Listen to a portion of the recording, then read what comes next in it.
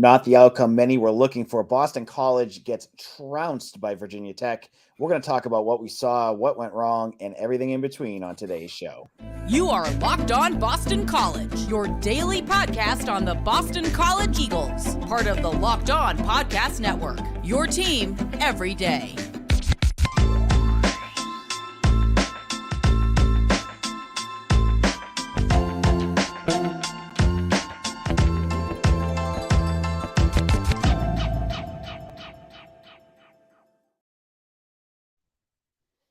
Hello, welcome. This is Locked On BC, your show every day, your team every day. Today's episode is brought to you by Jace Medical. Empower yourself when you purchase a Jace case, providing you with a personal supply of 5 antibiotics to treat 50-plus infections. Get yours today at jasemedical.com. That's JASEmedical.com. Well, we decided to go things a little early here on Locked On BC. It's still the fourth quarter, but Mitch and I had seen enough. We're going to go live now to talk about BC getting clobbered by Virginia Tech. Mitch, how are we doing? Well, you know, how good can you be when Virginia? I think the last thing I heard the broadcast say was this is the most points Virginia Tech has scored in an ACC road game since like 2005. So yeah, as the caption says, the path is dead. Long live the path. Yeah, it wasn't pretty. From the first play of the game, this was literally the first play of the game. This was all Virginia Tech. The game starts off. Thomas Castellanos throws an interception on a pass he should have never have thrown. And it just went down from there. Kyron Drones was all over the place running the ball. BC just couldn't get him stopped. Bhayshul Tuten had his revenge game. I don't even know if I call it revenge, but he had a little bit of, I'm sure, a little extra juice playing against a team that had recruited him, and he dominated. And then they threw a few extra passes when BC started to try to stop the run. This was never a game BC was in. Everything just looked disjointed, and it just ends the 5-game win streak. It's all over. So, Mitch, what are some of the things that you noticed? I think some credit is deserved to Virginia Tech. They capitalized on early opportunities very well. Obviously, you know, you get 2 easy turnovers, and then you kick the onside kick, get the ball back, and they scored in all those drives. Most of those were short fields, or at least shorter fields. I think this was a very frustrating performance from Thomas Castellanos, which is something that we've talked about a lot recently, is that he's just putting the ball into harm's way too much, especially early in games and especially through the air when he doesn't need to. I think the first interception, I'll have to watch it again, but I could kind of see where he's going. I think the defender did make a good play on the ball, but the throw was just too late. It allowed the defender too much time to recover. And even so, like, that's the first play.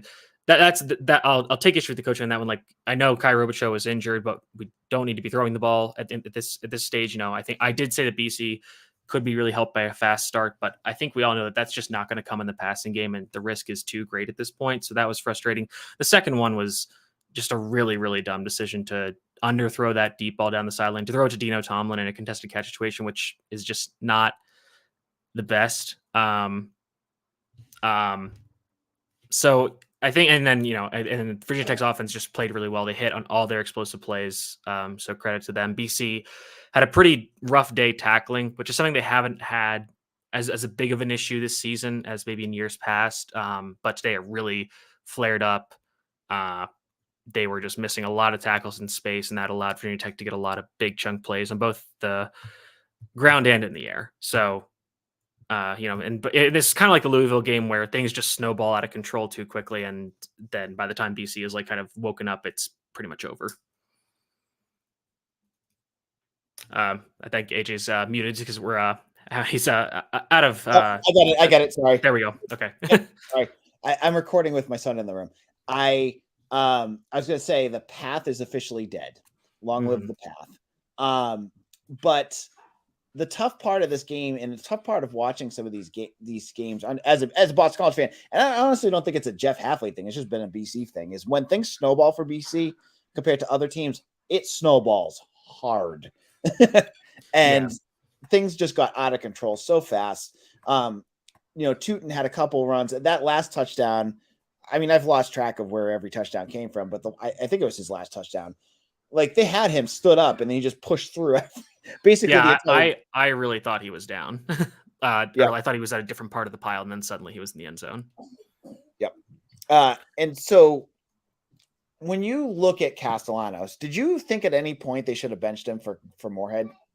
In the earlier part of the game, because they did in the last drive or so. Yeah, no, the earlier part of the game. Sorry. No, because I mean, even and I know at this point in the game, Emmett Moorhead is back. He's still in at this point.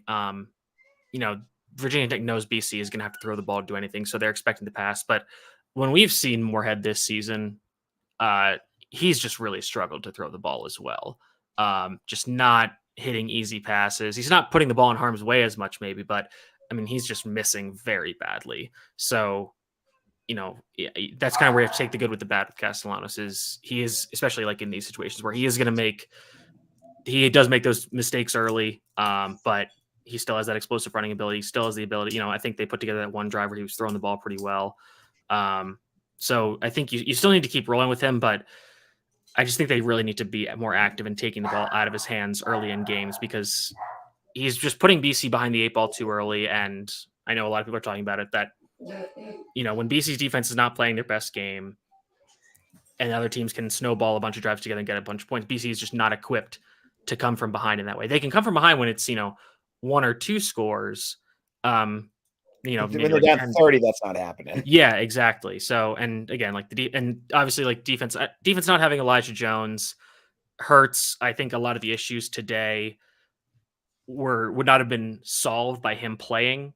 But that obviously hurts. And that was right before the game started, the AC Network told us that was happening, which was shocking. And again, frustrating that we didn't know that. But I mean, from Halfley's point of view, I get it. You don't want the other team knowing that you're starting a true freshman corner on the outside. I saw someone blaming the media on Twitter about this.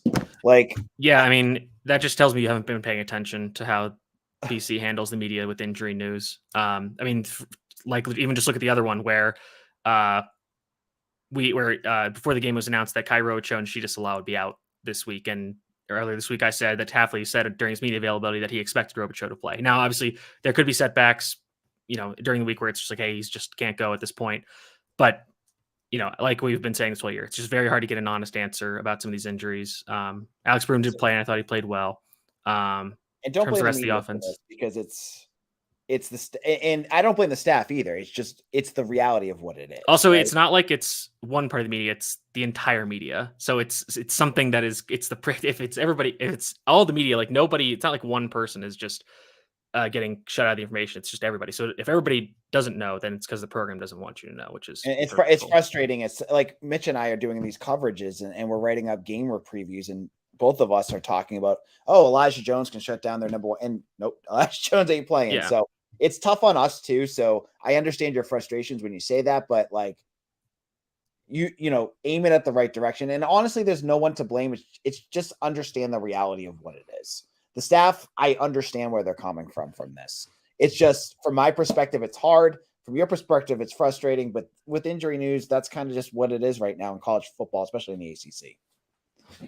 Yeah, until we get a formalized injury report rule like the Big Ten does, we're just not going to get honest information about injuries, which, again, like you said, it's fair from the program's perspective. It's just frustrating for us in the media and as fans. All right, in a moment, Mitch and I are going to talk about some other big topics that came out of this game. And we have a question in the comment section. I think we're going to lead it off with. We'll get into that in just a moment. Now,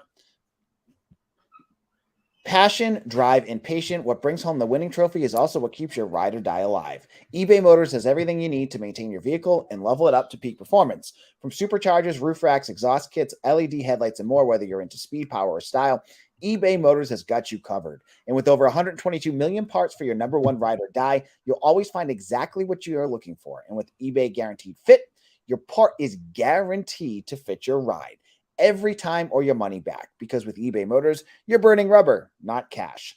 With all the parts you need at the prices you want, it's easy to turn your car into the MVP and bring home that win. Keep your ride or die alive at ebaymotors.com. Eligible items only, exclusions apply. eBay Guarantee Fit, available only to U.S. customers. This is Locked On BC.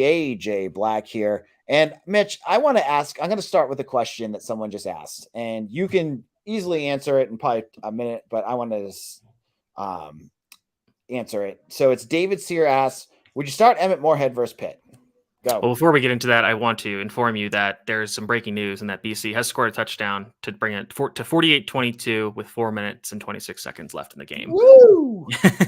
So not even close to this, Fred. And the over hit by a wide margin. But back to the question at hand, would you start Emmett Moorhead versus Pitt? Absolutely not. Like I said, Moorhead is still really struggling. I mean, granted, I'm not watching this most recent drive, but, garbage time. I'm not sure how much I'm willing to take away from it. In situations where he has come in, I just feel like he is not throwing the ball accurately enough to warrant removing the element of the quarterback run game from this offense. Because that element of the offense is still very successful, and it bails BC out of a lot of tough situations. It allows you to play with 4 downs in your back pocket on a lot of drives because you can trust Castellanos to get the yardage on 4th and short. Prepping a new starter, and I know Emmett Moorhead started the year as a starter, but prepping a new starting quarterback on a short week, I really don't think that'd be a good idea. I was kind of starting my preview of Pitt and seeing what they do on defense. The defense is still a lot better than their offense this year, especially. So I think Pitt, reflects a lot more than a lot of teams. Reflects as a lot more the teams BC beat during their win streak. I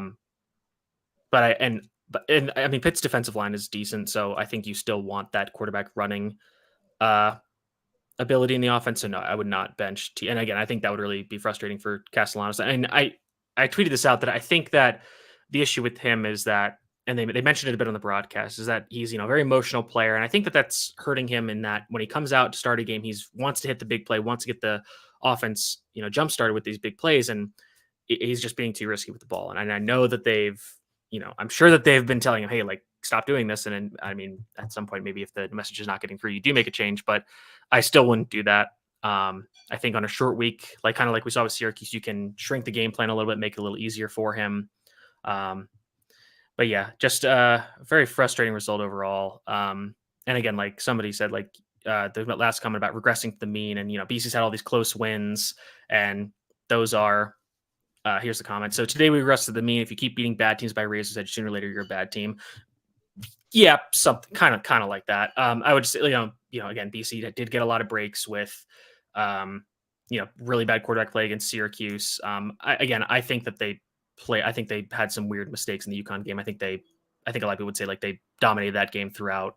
And Georgia Tech, I would say, is a pretty decent win. They made some good plays in that game, and in a game that was competitive throughout. And, Army and Virginia were weird games as well. But, injuries are mounting a little bit with the offense. I feel like we could see Kyron show the next game. We'll see.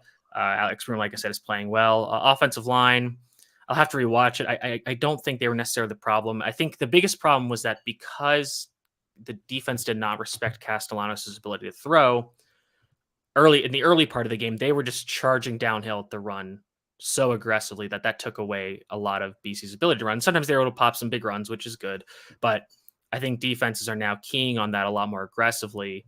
And I think sometimes they're not letting and this is kind of the balancing act, is you want Castellanos to be able to take advantage of that aggressiveness, ideally with just short, simple throws. You don't necessarily need to be hitting the deep bombs when the defense is playing aggressively. You can do a bit of both. So I think that that's part of it, and I think that's kind of some of the game planning they need to adjust. Is you do need to find ways to pass the ball so the defense isn't playing the run the whole way, because BC's offensive line is still playing. I would still say they're playing pretty well. They're getting good blocks. They're playing well in the run game, but if that's all BC has, then defenses are going to be able to key on that very easily. It's incredible. You look at the stat line right now, and it's in the 4th quarter, and I imagine it's done in terms of the starters. Alex Broom only had 9 rushes the entire game. Yeah, that's crazy.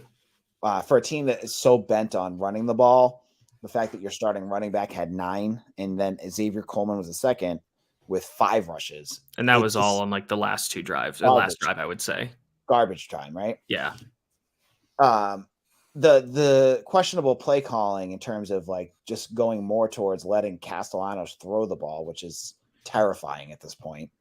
I thought really put them at a disadvantage, but credit to Virginia Tech. They made, they made that interception. They had, that defensive back had 2, and then they they kept their foot on the gas. They had that onside kick that BC was flat-footed for and never had a chance at. And that by that point, they were playing 100 miles an hour while BC was trying to play catch up, and that was it.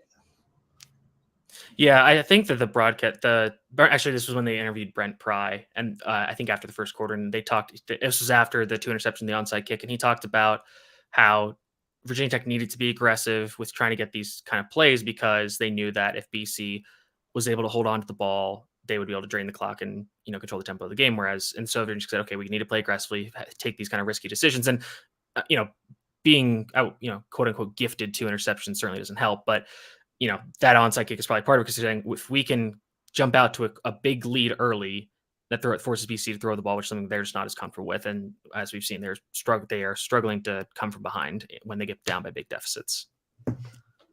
So in our final segment, Mitch and I are going to talk about our final takeaways from this game. We'll look at where BC goes from here, maybe potential matchups for the last 2 games, potential bowl stuff. We'll get into all of that in our final segment, so don't go anywhere. We'll be back in just a moment. Now, folks, let me talk to you for just a second. We spend a lot of time talking together, you and I. We get fired up on wins and losses. Who starts and who sits. I'm thankful for that connection we have, and today I want our chat to be a little more personal.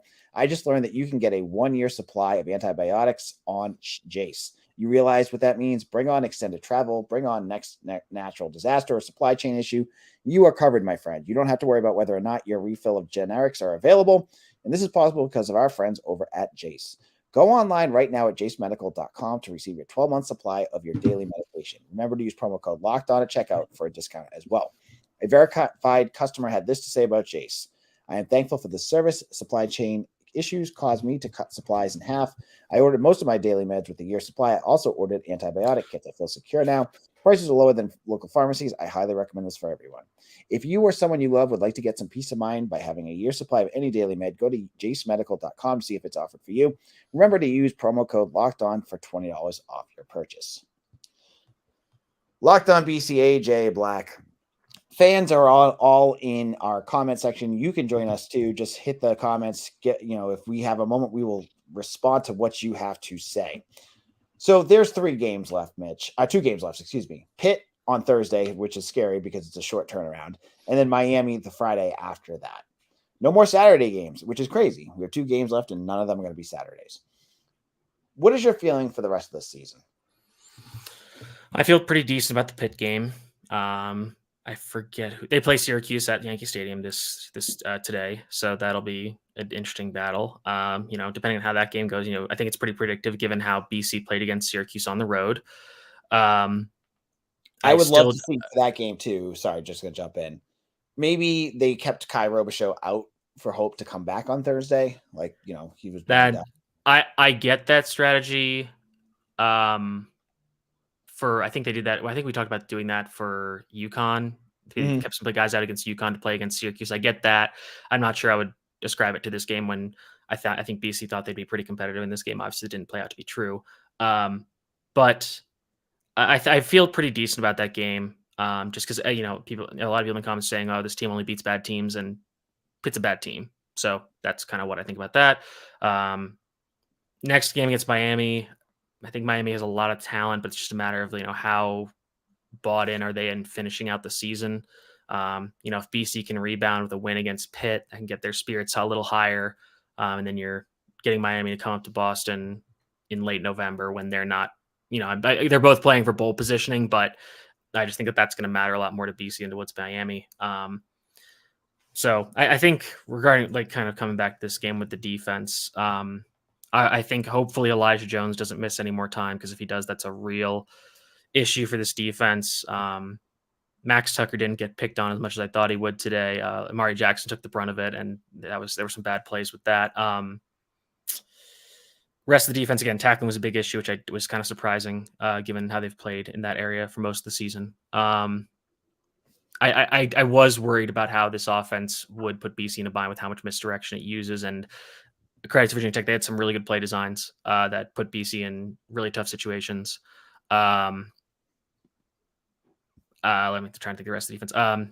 Yeah, and then again, with this game for them, because they were moving the ball so well in both ways, BC couldn't really key on anything. So, the pass rush couldn't really be unleashed to, get after the quarterback.